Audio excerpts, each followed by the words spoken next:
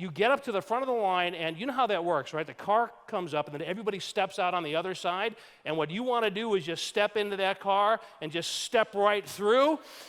But the little one gets in there, slides in, and says, come on, sit down. So you, okay. You sit down next to them. Your heart is thundering in your chest. You can't get any words out of your mouth. And then the attendant comes by, and they start pulling those bars down, right? So they get to you, and it's click, click, and you are locked in. And I don't know what it is about roller coasters, but it seems like all of them are designed to start with that jerk, right? You pull away, and again, every roller coaster on the planet, it seems, starts with that dramatic ascent.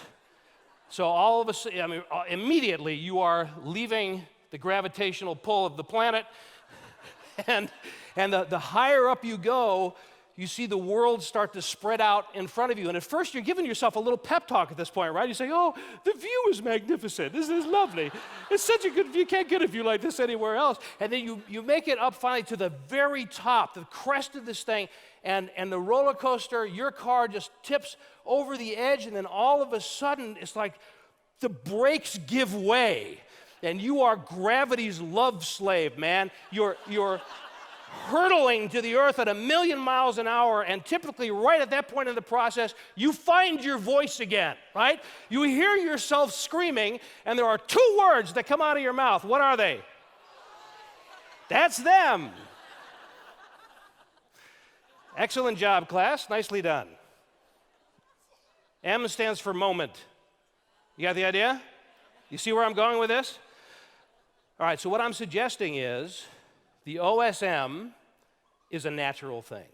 The OSM is a good thing, actually, in the right context. The OSM is part of the human experience. The OSM is the built-in indicator that we have as human beings that we're doing or about to do something that has extraordinary potential to it. And we know this from every phase of our lives. The OSM is a natural thing. Just think back over the course of your life, over the course of your career, over the course of your personal life so far. And have you ever, let me ask it a couple different ways. Have you ever taken on a challenge? Have you ever taken on maybe a new business or a new job or a move to some other part of the country or other part of the world? And you did that, you made that decision to do that thing because intellectually it made sense, right? You did the little balance sheet thing, right? And you said, okay, yeah, there's more advantages than disadvantages. So, you're committed to it intellectually, but tell me, when it came time to actually do the thing, when it came time to make the move or take on the responsibility, tell me there was no OSM there.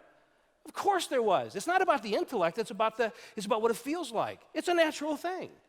So let's just acknowledge it and get used to it as best we can. Or how about this? Have you ever made a commitment to another human being, a big commitment? And you made this commitment because you really believe in the commitment and you believe in the other person. But as much as you believed in it and him or her, tell me there was no OSM there when it came time to step up and actually deliver on that commitment. I'll give you a very simple example. How many of you are married? Can I see your hands, please? All right, just think back for a moment to your wedding day. Tell me there was no OSM on your wedding day. I mean, sure, this is the love of your life and all that. I get it. But you tell me that when you were saying, I do, you weren't also thinking, oh, shit. I mean, tell me that wasn't happening. It's a natural part of the process.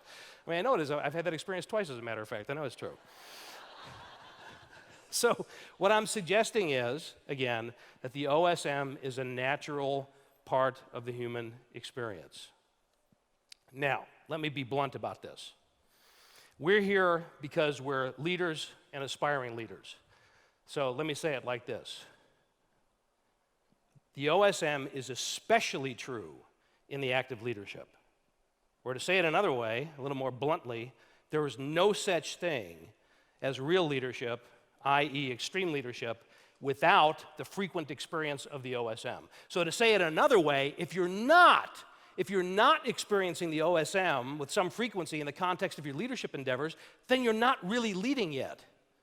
So push it to the point where it scares you a little bit. Now you know you're in the game. And again, this is counterintuitive, right? I mean, it seems to go against the way we're hardwired.